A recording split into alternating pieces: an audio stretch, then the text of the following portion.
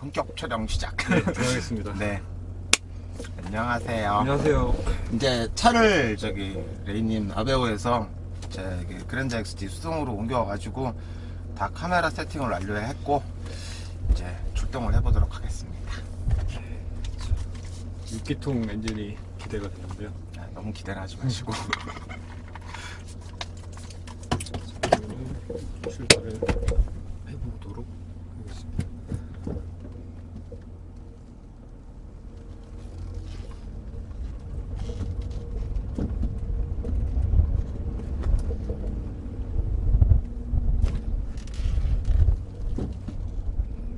확실히 이게 생각보다 좀 뻑뻑하군요, 이게. 가속괴가. 네.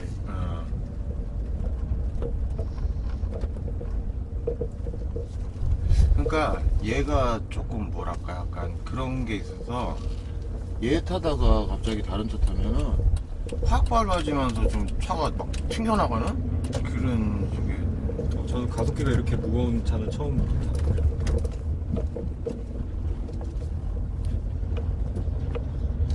제가 길은 잘 모르니까. 네, 제가 알려드릴게요. 일단은 저기서 우회전해가지고 큰 길 나가시면 되고.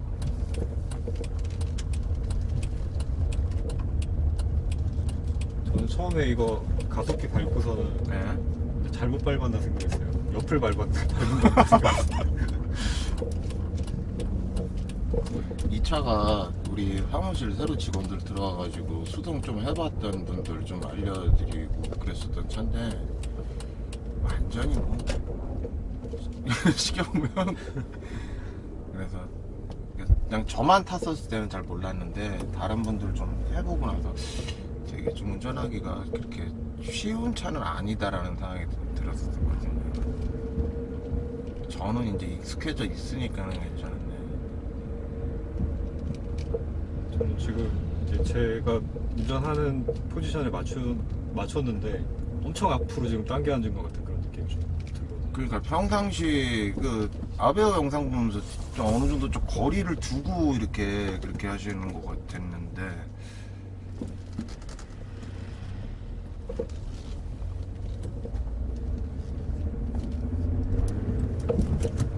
중간 정도부터는 조금 먹기 시작해요. 여기서 우회전하고 좀 직진하시면 돼요. 조수석엔 또 오랜만에 앉아본 것 같습니다. 그리고 뭔가 모를 위화감 이거였네요. 그러니까 이게 좌석을 저기 본네트가 잘 보이게 많이 높여놓은 거라 그래서 원래 그 키가 어떻게 되시냐고 그거를 먼저 여쭤보려고 했었거든요. 제가 171인데 이게 뭐 이렇게 많이 남지가 않아요. 그러니까 여기 뭐 180 넘는다 이러면은 여기 앉으면 의자 많이 내려야 돼. 그렇겠네요. 근데 이제 처음 운전하는 차면 아무래도 이렇게 좀 높게 보는 게 거리를 그러니까 볼 수 있으니까. 사실 초보분들 입장에서는 차가 클수록 더 뭐 운전하기 어렵고 이렇지 않냐 그렇게 생각하실 수도 있는데 어떻게 보면 저 앞에 저 2.5톤인가 저런 게 운전석이 높아가지고 뭐 그냥 주차라든가 좁은데 돌 때 이럴 때만 힘들지 이렇게 길 가고 이럴 때는 이렇게 시야 확보는 더 잘 보이고 높여서 이렇게. 그래서 이제 여자분들이 SUV 좋아하는 이유도 그런 이유. 그럴 수도 있고요.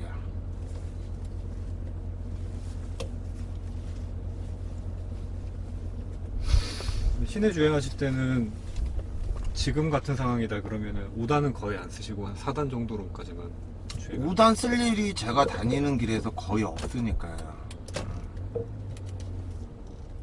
그러니까 뭐 어차피 이 동네에서 왔다 갔다 하는 이런 정도인데 제가 뭐 무슨 간선도로, 그러니까 요즘 뭐 고속화도로라고 그러는데 이제 그런 데 탈 일이 거의 없고 그러니까 쉬는 날 뭐 산에 간다든지 뭐 이렇게 어디 지방 같은 데를 끌고 가지 않고서는 평일날 일할 때는 5단을 넣을 일은 거의 없어요.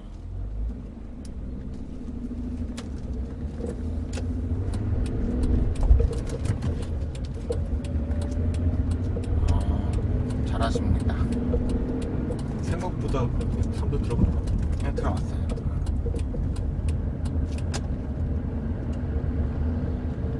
저는 이제 지금 이 차는 클러치보다 악셀감을 빨리 익혀야 될 것 같아요. 악셀이 너무 낯설어서.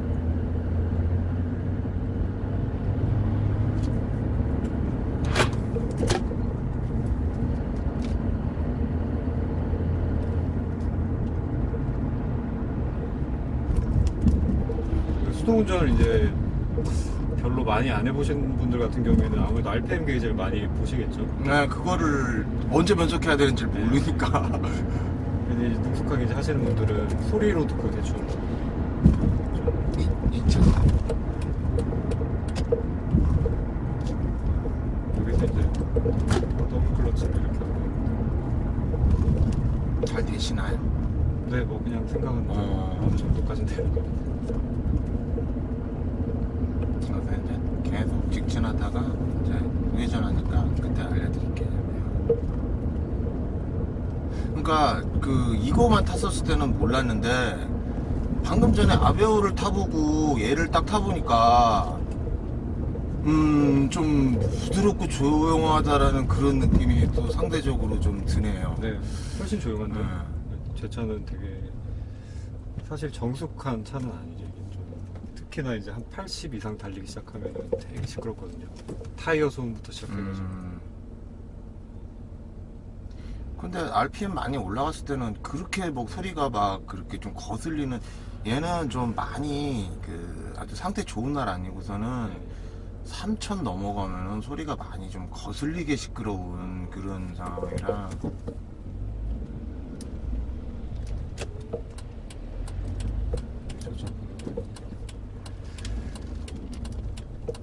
저도 이게 출발이 사실 지금 자연스럽게는 좀 안 되네요.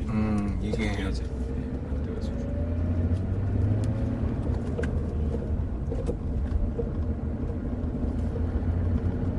여기서 2차선으로 붙어가지고 이제 조 앞에서 우회전해서 올라가시면 돼요.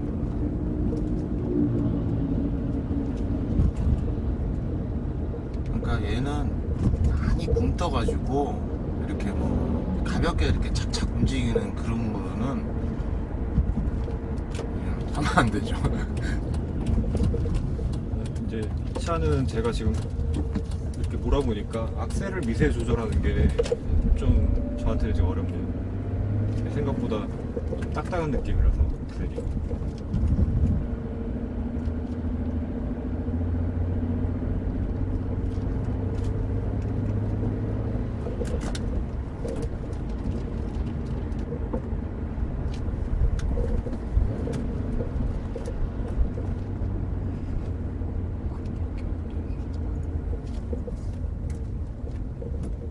아, 침묵이 여시면 안 된다.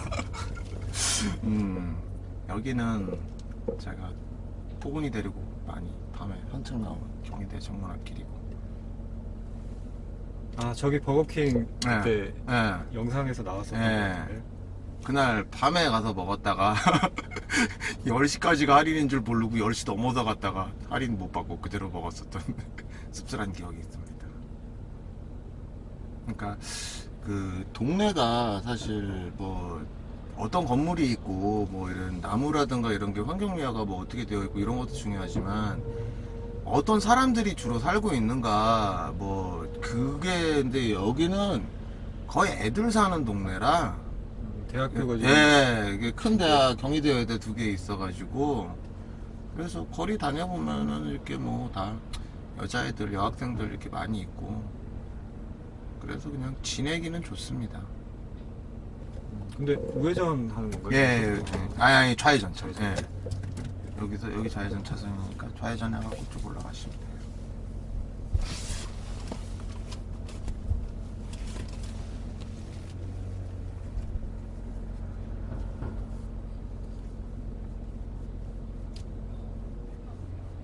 아, 지금 보니까 아이들링 상태가 약간 불안정하긴 하네요. 이게 좀 올라갔다고 내려갔다 그래요.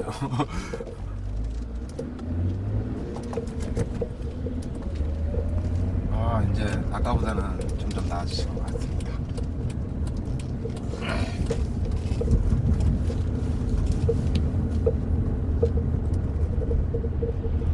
그러니까 이게 비유를 하자면 그런 것 같아요. 우리가 새로 운동화를 사게 되면 처음에 발이 그 약간 빡빡해지면서 며칠 신으면 발이랑 이게 착 맞아 떨어지면서 이렇게 발이 되게 편안하고 그렇게 되는 것처럼 이렇게 새로 차를 하게 되면은 며칠 동안 차랑 사람이 서로 좀 뭐 조율을 하게 된다고 그래야 되나?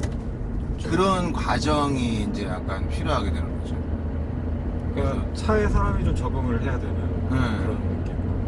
차에 일단 기본적으로 차에 사람이 많이 적응이 되고, 그리고 차도 그거에 맞춰가지고, 그러니까 얘는 사실 제가 거의 레인이 말씀하셨던 그 할배 스타일을 네. 계속 그렇게 몰고 다녔던 차라 별로 잘 그렇게 잘 나가지는 않을 것 같아요. 근데 전에 한번 밟았을 때는 그래도 어느 정도는 제 기대 이상보다는 좀 나가주더라고요. 근데 이제 주로 어떻게 이제 차를 길을 들였냐에 따라서 엔진이 이제 그거에 맞게 또 반응을 해주니까, 물론 이제 그 차의 기본적인 이제 뭐 특성과 한계가 있긴 있지만 계속 쏴주고 밟아주는 차야 나중에도 그게 좀 잘 나가거든요. 여기서 2차선으로 RPM 차를 이제 뭐 처음에 새 차 사가지고 길들이기 할 때도 RPM을 뭐 어느 정도 고민을 하고 쓰다가 나중에는 골고루 고른 영역대에서 다 써주고 써줘야 되고 뭐 그런 얘기들을 하더라고요. 사실 뭐 공장에서 나오기 전에도 주행 테스트 한 번씩은 다 해볼 텐데 그때 이제 거의 레드존 다 치면서 한 번씩.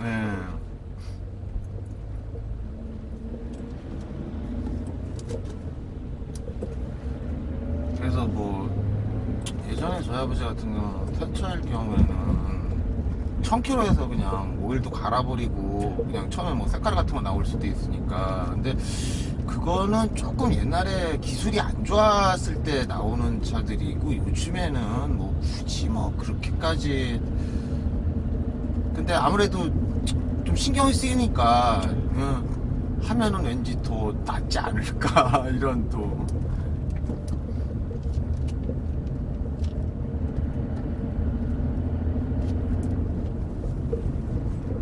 저는 새 차를 사본 적이 없어가지고 그때까지 길들이기란 걸 해본 적이 없어요.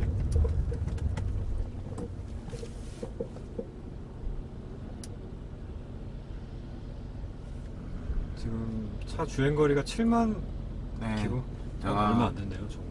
예, 그러니까 이 연식에 비해서는 주행거리 되게 짧고, 처음에 이 사무실 왔을 때 인제 갓 3만 넘겼을 때였는데 지금 거의 제가 탔고 거의 골목만 다녔고.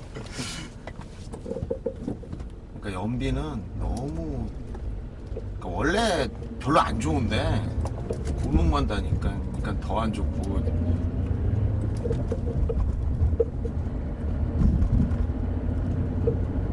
여기서 우회전하시면 돼요. 지금 제가 이제 운전을 하면서 조금 느껴지는 게 그 RPM이 불안정한 부분이 좀 약간 있기도 하고, 그리고 이 변속할 때 클러치를 밟으니까 RPM이 붕 떠버리네요. 그러니까 이게 뭐라 그래야 되나, 엔진이 좀 쓸데없는 헛회전? 네, 그런 느낌이, 가속기를 분명히 다 떼면서 클러치를 밟았는데도 지가 막 쓸데없이 막 윙 돌아가고 막 이런 그런 게 있어요. 클러치 쪽에 문제가 있는 건가? 그러니까 이게 이제 이렇게 되면은 무슨 제가 뭐 더블 클러치를 한다든지 이런 레브 매칭이 사실 할 필요가 없는 게 RPM이 떨어지니까 저는 레브 매칭을 네. 주는 건데, 그럼 클러치 밟아도 떨어지지 않고 그냥 오히려 올라가 버리니까 좀 다르네요. 그래서 얘가 지금 모르겠습니다, 정확하게. 그러니까 얼마 전에 자동차 검사 받았을 때는 그렇게 특별히 뭐 이상이 있다는 얘기는 없었었는데, 아무래도 연식이 좀 되다 보니까, 차 나이로는 좀 할아버지급이다 보니까. 근데 뭐 차에 크게 문제 없으면 또 여기 적응해서 운전을 하시면 되죠.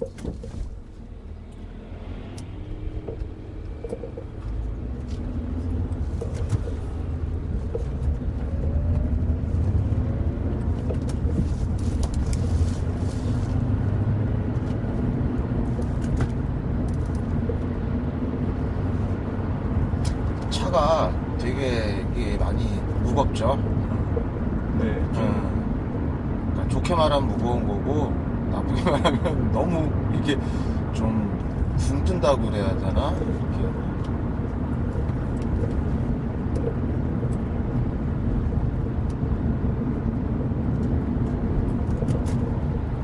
그게 아까 그냥 중립에서 악셀만 한번 이렇게 쳐봤을 때 느낌은 엔진의 힘이 좋은 것 같아요. 좋은 것 같은데 이제 뭐 연식 문제라든지 아니면 차 무게일 수도 있겠고 그 엔진의 힘만큼이 잘 충분히 전달이 안 된다고. 저 앞에 좌회전 있는 데서 저기서 이렇게 하시면 돼요.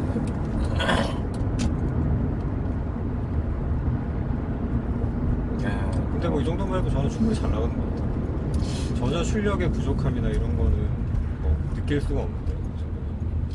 역시 운전을 잘하시네요. 저는 지금 서투르다고 생각해요. 일단은 저기서 여기까지 오는데 왜 이러지 이런 느낌은 전혀 들지 않고 잘하고 계십니다. 확실히 부드럽게 출발하는 게 쉽지가 않네요. 네, 그러니까 얘는 조금 뭐라 그래야 되나 반클러치를 좀 많이 써줘야 되는. 근데 그거만 딱 붙고 나면 그 다음에는 그냥 확 떠도 상관없어요.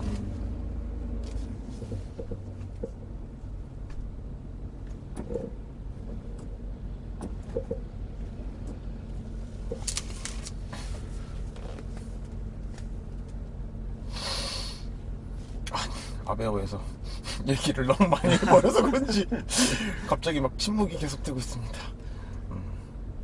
이러면 안 되는데. 카우디언은 나중에 따로 이렇게 아니, 하시나요? 그냥 처음부터 이게 있었어요. 그러니까 제가 이 차에 돈 쓴 거는 그 전혀 효과도 없었던 저 전압 안정기 그리고 이 기어봉 바꾼 거 그거 말고는, 그리고 여기 이 방향제 이것도 지금 방향제도 수명 거의 다 됐는데 이 노란색이 좋은데 노란색이 다 품절돼가지고.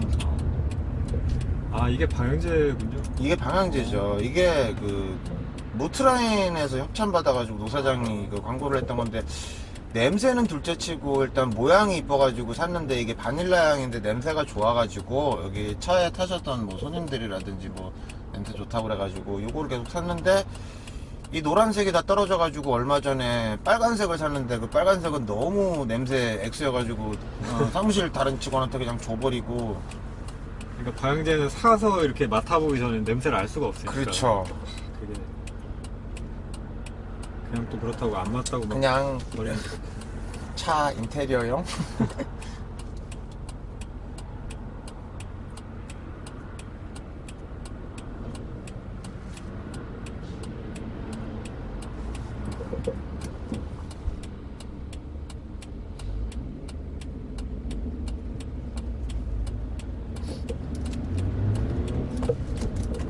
여기는 유턴은 좌회전 신호 갖고 가면 되죠.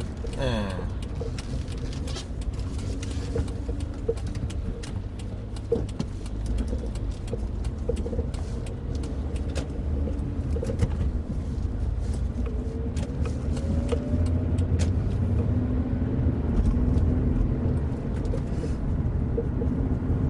그러면은 이제 2차 주행을 하실 때는 RPM을 이렇게 많이 쓰실 일은 잘 없겠네요. 거의 없죠. 거의 없고, 뭐, 그냥, 내가 아주 부드럽게 해야 되겠다. 그냥 아주 조용하게 하고 싶다. 그러면은, 그냥 한 2000 정도에서 그냥 이렇게 다음 단으로 변속해버리고, 그나마 좀 더 올려도 뭐 2500? 근데 이제, 시내에서 뭐 어디를 가는데 조금 빨리 가야 되겠다. 그러니까는, 작년인가 재작년이었나 추석 연휴 때 1박 2일 동안 산을 3개를 가려고.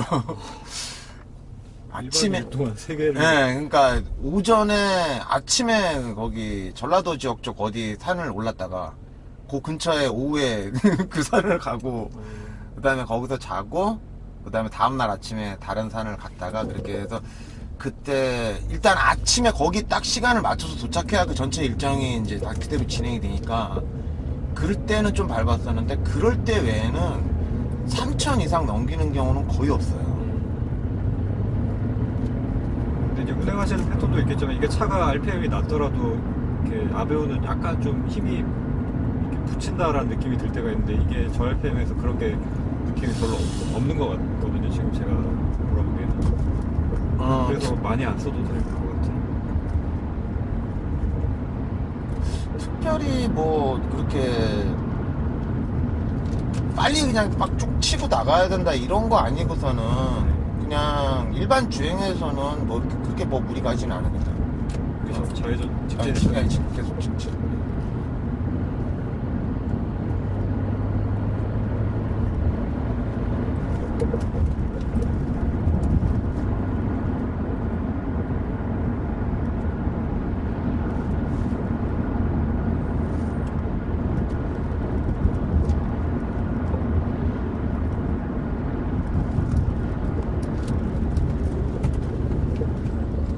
지금도 하신 거죠? 예, 지금 이제 사전 상담할 때. 근데 별로 이렇게 제가 연습 삼아서 전에 했을 때는 약간 소리가 났었는데 RPM 올라가는 소리가 지금 거의 소리가 안 들리는데? 그렇죠. 이게 이제 만약에 고속 주행이었으면 RPM을 좀 많이 띄웠을 텐데 지금 속도가 그렇게 빠르지도 않고 브레이킹으로 좀 감속을 많이 한 상태에서 그냥 여기서 살짝 좌회전하시면 매칭을 했기 때문에 그렇구나. 그러니까 아주 살짝. 네, 그냥 진짜 툭 치는 정도. 그러니까 이 정도 같으면은 이제 산타님께서 하시는 그냥 반클러치로 부드럽게 연결해서 변속하시는 거랑 크게 차이는 없다고 생각이 들어요. 그냥 단지 이제 악셀을 좀 빨리 밟을 수 있다 정도 차이. 그 정도밖에 없는 거죠.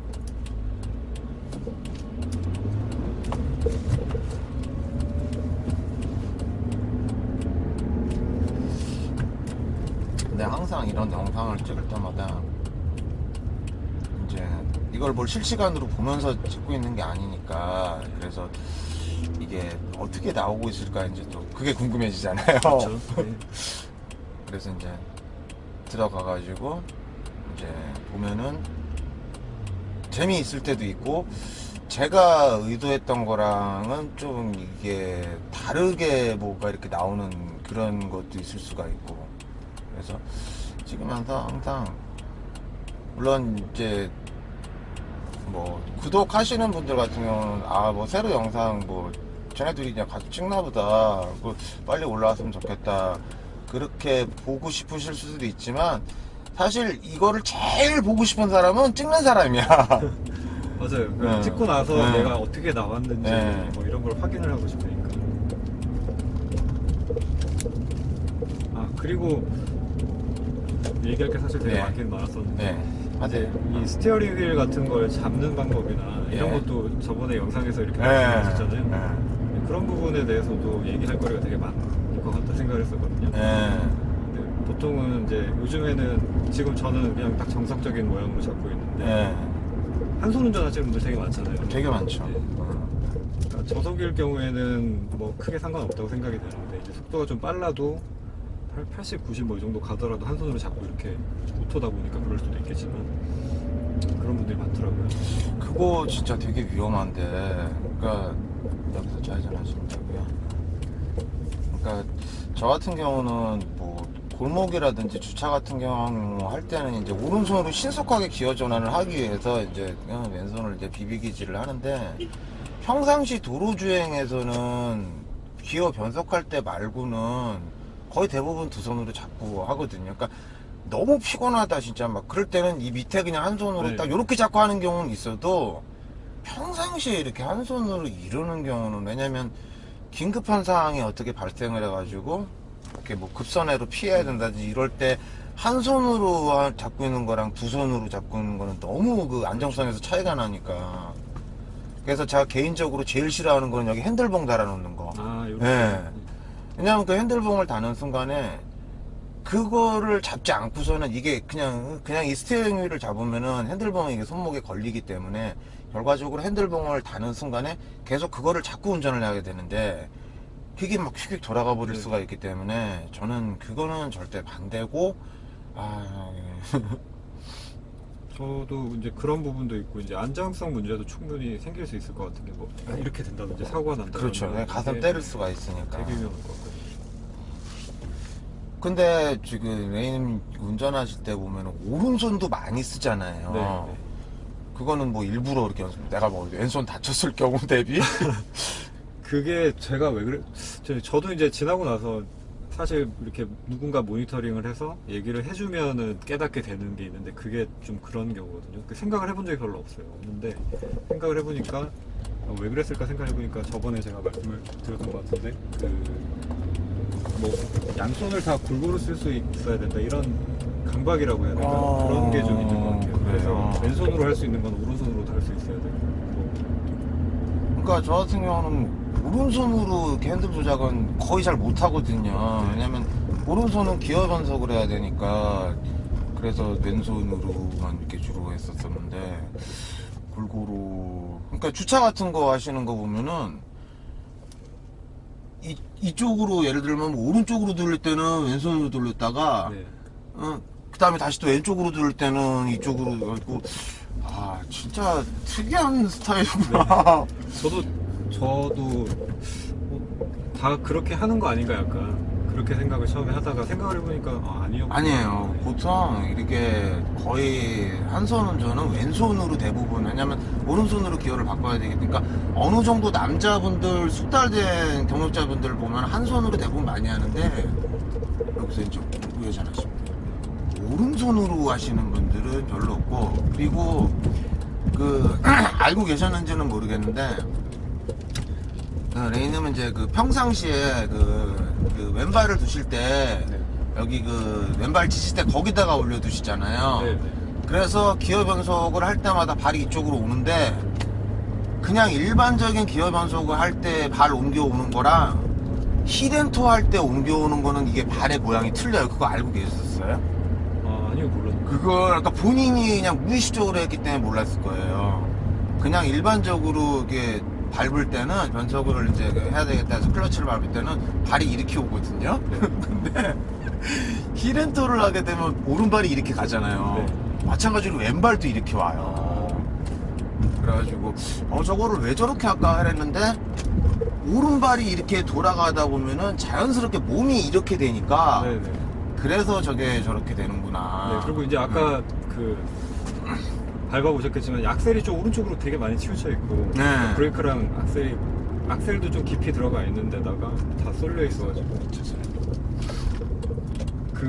진짜 제대로 악셀을 쳐주려면은 거의 막 뒤꿈치를 이렇게 막 심하게 밀지 않으면 그게 잘 안 돼요. 그러니까 그 전에 아반떼는 그 정도까지는 아니었는데 처음에 이제 아베오를 타고 또 적응하기가 힘들었던 게 브레이크나 뭐 악셀이나 이런 것들을 다 좀 깊이 밟아줘야지 이게 생각처럼 차가 움직이잖아요. 그런 부분도 좀 있고 해서 많이 불편하죠. 그래서 저번에 또 이제 아베오는 순정 페달 상태로 불가능하지 않냐 뭐 이런 말을 또 하시는 분들이 계셔서 불가능하다라는 거는 그러니까 너무 이게 구조가 아. 하기 불편한 구조로 돼 있어가지고 페달 튜닝했냐고 물어보더라고요. 그분이. 그래서 그러지 않았다고 이제 그랬습니다. 여기서 1차선으로 붙이죠. 저 앞에서 좌회전 해야 되니까.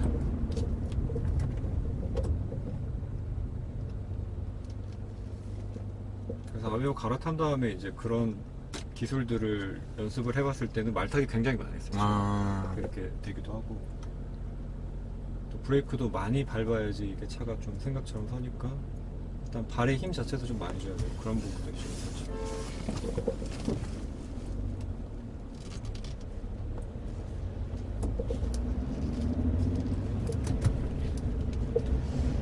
그래서 어쨌든 뭐 아까 얘는 뭐 제가 늘상 타고 다니는 차니까 잘 알고 아까 아베오도 타봤는데 어쨌든 둘 다 나름대로 까다롭고 네. 그리고 조금 뭐라 그래야 되나 너무 그러니까 수동도 사실 뭐 2차 저차 타보다 보면 되게 이렇게 좀 쉽게 특히 디젤 수동 같은 경우는 시동도 잘 안 꺼지고 그러니까 이제 바로 앞에 지금 1톤 포터 있는데 저게 뭐 일반 가솔린 승용차보다 덩치 크고 이래가지고 더 운전하기 어렵지 않을까 그러는데 실상은 안 그렇거든요. 네. 쟤는 뭐 시동 잘 안 꺼지고 이렇게 뭐 가속기 민감함이라든가 이런 게 디젤 차는 이제 초반 토크가 좋기 때문에 근데 자기 차가 운전하기 까다로울수록 그거를 능숙하게 할 수 있으면 이제 그 만족감은 더 높아지게 되니까 그런 것 같아요. 그러니까는 어려운 거를 내가 할 수 있다라는 그런 거.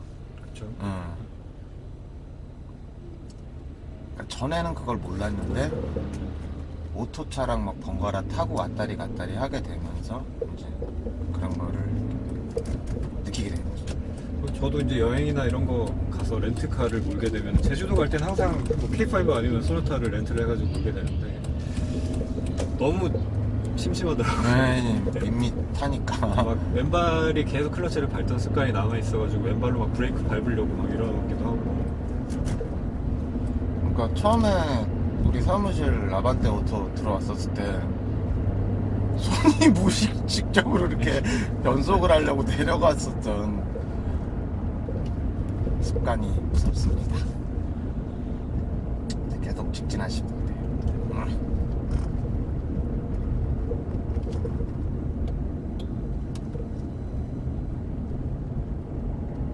근데 진짜 차가 되게 조용해서 좋은 것 같아요. 그러니까 그 얘만 탈 때는 몰랐었는데 저거랑 비교를 하니까 굉장히 막 갑자기 고급차가 된 느낌? 근데 저 차가 좀 차급을 생각을 하더라도 유독 좀 시끄러운 면이 있는 것 같아요. 다른 차들 타고 저렇게 시끄럽다는 느낌을 받아본 적이 별로 없는 것 같은데. 근데 어쨌든 지금 그런 대로는 또 만족을 하시잖아요. 저거만 해도 장점이 있으니까. 그쵸. 뭐 그 장점 하나 가지고 뭐 합리화를 해야 된다 그래야 되나? 나머지 단점들은 그냥 그렇지 뭐 참고 타야지 뭐 약간 그런 느낌인 거죠.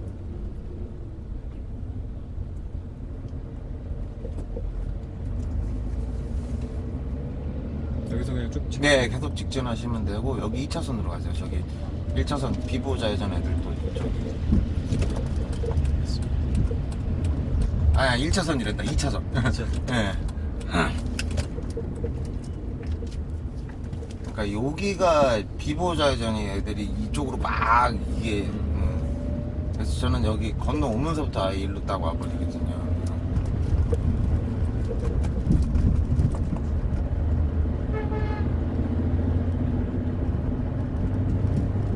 언덕 올라가니까 이제 약간 그 노킹이 느껴지네요. 근데 운전 잘하신다. 감사합니다. 고수님한테 또 칭찬을 받으니까 기분이 좋네요.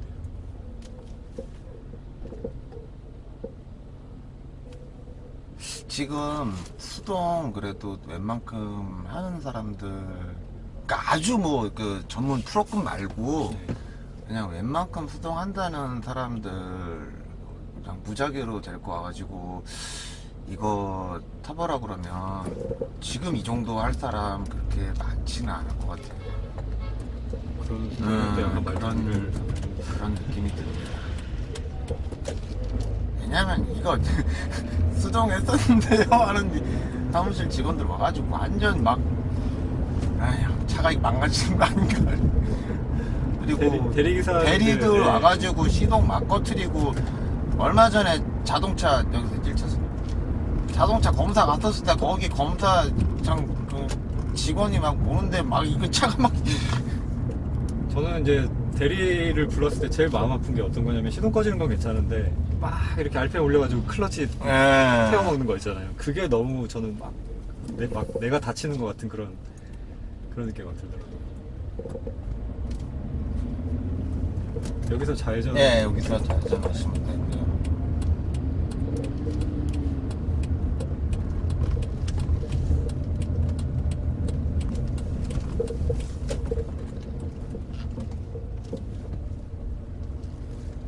그리고 이제 초보 운전을 이제 운전이 저기 좀 약간 미숙하신 분들은 차폭에 대한 감각이 좀 잘 없기 때문에 골목을 되게 힘들어하시잖아요. 네, 그렇죠. 그거는 뭐 나름 노하우 있으시면 또 말씀해 주시면은 좋을 것 같아요. 지금 이게 여기 이거 너무 잘 보이지 않아요? 네, 보네트가? 잘 보이죠. 네, 그러니까 전에는 몰랐는데 최근에 이 본네트 전혀 안 보이는 차들 보면서, 그러니까 제 비결은 이거죠. 앞에를 이거를 보고.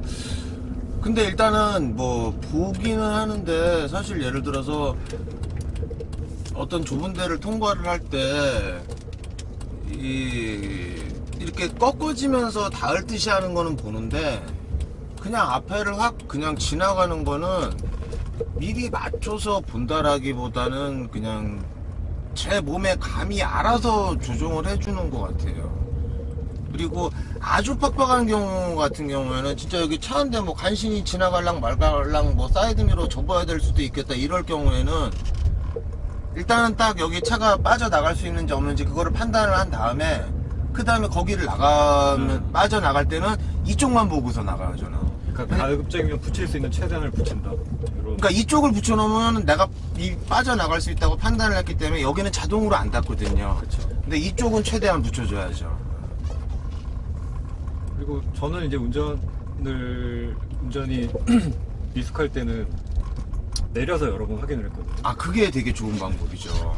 주차할 때도 그렇고 내려서 내가 생각하는 것만큼 차가 그렇죠, 들어왔나? 그렇죠. 뭐 이런 예. 것들을 이렇게 확인을 했거든요. 그래서 그런 것들을 자꾸 하다 보면 자기 차에 대해서 이제 그러니까 지금 여기를 돌 수 있겠다 없겠다 안에서 이거를 보고 바깥에서 내려가지고 바깥에서 이건 거리를 파악을 해보고 그 다음에 차 조금 움직여보고 다시 안에서 보고 바깥에서 보고 그렇게 몇 번 해보면은 내가 안에서 봤을 때 바깥에 여기가 닿겠다 거리가 어느 정도이겠다 이런 게 대충 파악이 되니까 그래서 뭐 그렇게 근데 거기서 이제 좀 주의할 게 사실 앞 같은 경우는 거의 바짝 붙이는 게 가능한데 뒤 같은 경우는 후방 카메라가 없는 상황에서는 이게 바짝 붙이는 게 물론 하려면 할 수는 있지만 까딱하면은 박을 수도 있으니까 그래서 뒤쪽으로 바짝 붙이는 거는 전 욕심을 안 내는 편이에요. 그러니까 한 4, 50cm까지는 그냥 뭐 착착 붙일 수가 있는데 그 이상 뭐 30cm 이하로 붙이는 거는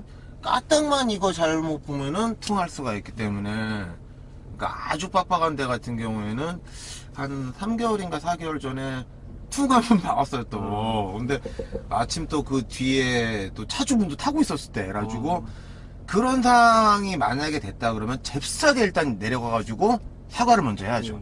아, 죄송합니다.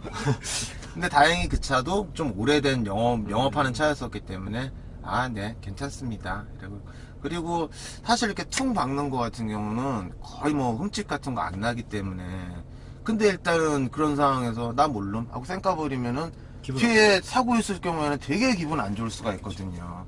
그래서 여러분들이 만약에 어떤 차를 퉁 박았을 경우에는 먼저 사과를 하고 나면은 그냥 아무 일도 없던 것처럼 지나갈 수도 있는데 그러니까 예전에 그 말씀을 한번 드린 적이 있었던 것 같은데 그 어떤 아주머니가 저는 이제 2차선으로 직진을 하고 있었고 여기 이제 골목 들어가는 데가 있었는데 어떤 아주머님이 1차선에서부터 바로 제 차 앞을 질러서 이 골목으로 들어가면서 요쪽 왼쪽에 이제 그 범퍼를 쳤단 말이에요. 네. 그래가지고 아니 이러고 이제 딱 내렸는데 그 아주머님이 저한테 운전 그딴 식으로 하냐고. 그러니까 자기가 잘못해놓은 그렇죠. 그래서 제가 그때 너무 화가 나가지고 차 다 보험 처리하고 그리고 그 여기 사실 앞에만 조금 까졌었는데 이 뒤에까지 싹 다 갈아버리고 그 다음에 그거 하는 동안에 그 저기 렌트카 계속 다 쓰고 아주 제가 할 수 있는 최대한의 악랄하게 그렇게 했었거든요. 근데 어차피 지금 얘 많이 낡았기 때문에 툭 받고 이러는 거는 전 그냥 넘어갈 수도 있어요. 그때 그 아주머님이 아유 죄송합니다 이랬으면은 그래요 그러면 앞으로 주의하세요 하고 끝날 수도 있었는데 갑자기 그렇게 해버리니까 그러니까 만약에 여러분이 사고가 났다 근데 내 잘못이 명백하다고 그러면 먼저 가서 사과하시는 게 그게 제일 나은 방법이에요. 거기서 요즘 블랙박스 다 돼 있기 때문에 우겨봐야 소용없어요. 거기서 지금 상대방은 안 그래도 지금 받쳐갖고 짜증나 있는 사람 가가지고 운전 그딴 식으로 하세요 이래버리면 그 사람 열받아가지고 그냥 넘어갈 것도 더 그냥 할 수도 있으니까 그쵸. 그게 제일 최선인 것 같습니다.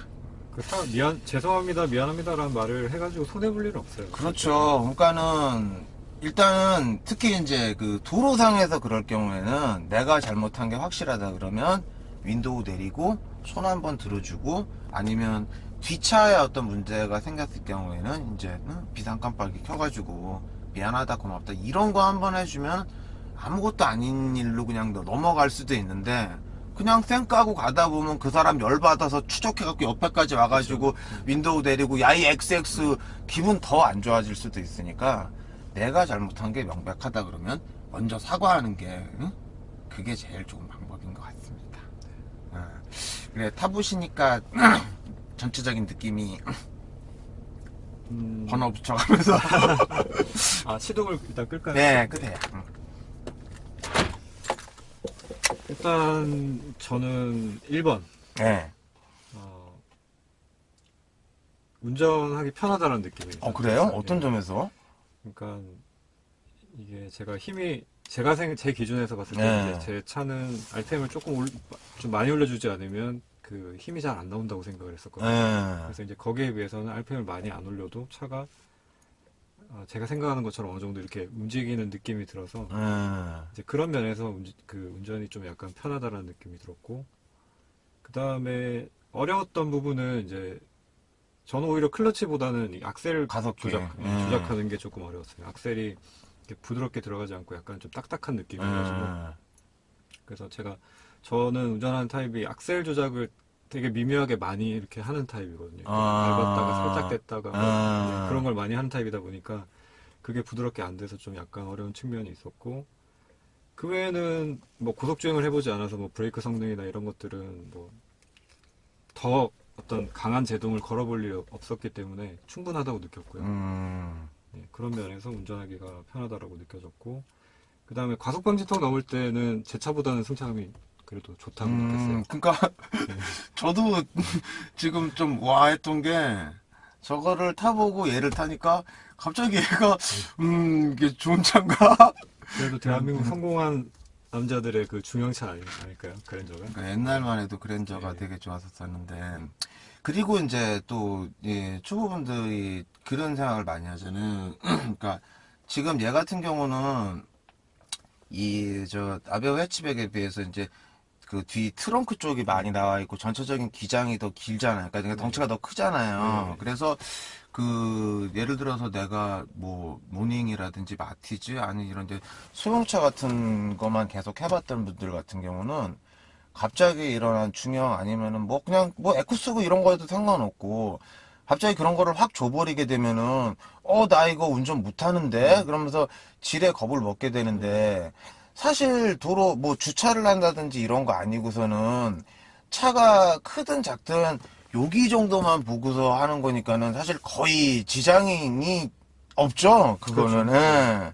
그러니까 여러분들이 마티즈 모닝 이런 거 잘할 수 있다고 그러면 큰 차 갑자기 이렇게 줘도 뭐 아주 좁은 골목 뭐 이런 데 다닌다든지 주차 이런 거 아니고서는 도로 주행하시는 거는 별 지장 없으니까 그냥 타면 돼요. 그래요. 오늘 아무튼 처음에 이거 제가 교대 운전 이거를 하자고 했을 때, 그런 거 됐어요.